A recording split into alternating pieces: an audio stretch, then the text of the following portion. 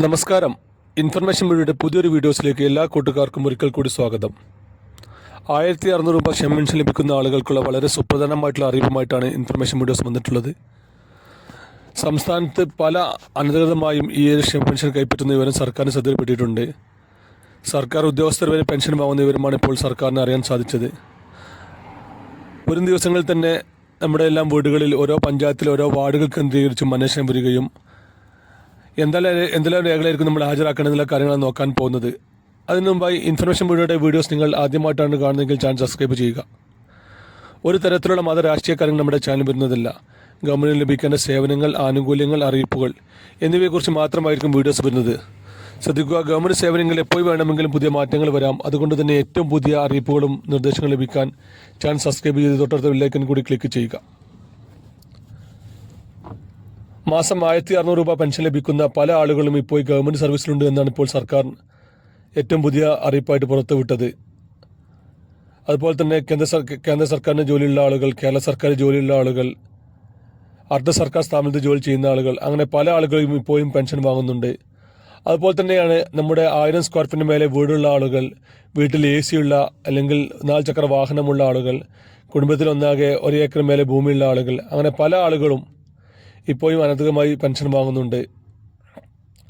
പല പഞ്ചായത്തുകളിലും ലോക്കൽ പഞ്ചായത്ത് നേതാക്കളുടെ സമ്മർദ്ദം മൂലം മറ്റുമാണ് ഈ ഒരു അവരെ പെൻഷൻ പരിധിയിൽ നിന്നും പുറത്താക്കാതെ നിൽക്കുന്നത്.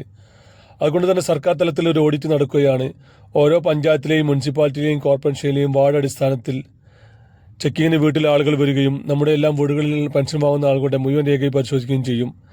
അതിനുശേഷം മാത്രമായിരിക്കും തുടർന്നവർക്ക് പെൻഷൻ ലഭിക്കുകയുള്ളൂ. നമ്മൾ 1000 സ്ക്വയർ ഫീറ്റ് താഴെയാണ് വീടെങ്കിൽ പഞ്ചായത്തിൽ നിന്നുള്ള വീടിൻ്റെ അളവ് കൈവശം വെക്കുക. അല്ലെങ്കിൽ വീട് ചെറിയ വീടാണെങ്കിൽ അതിൻ്റെ ആവശ്യമില്ല. വലിയ വീടാണെങ്കിൽ 1000 സ്ക്വയർ ഫീറ്റ് താഴെ വീട് എന്നുള്ളൊരു സർട്ടിഫിക്കറ്റ് കൈവശം വെക്കുക. അതുപോലെ തന്നെ നമ്മുടെ ഭൂമിയുടെ നികുതി ഷീറ്റ് നമ്മൾ കൈവശം ഉണ്ടായിരിക്കുക. അതിൽ 1 ഏക്കർ മേലെ ഭൂമി ഉണ്ടാവരുത്.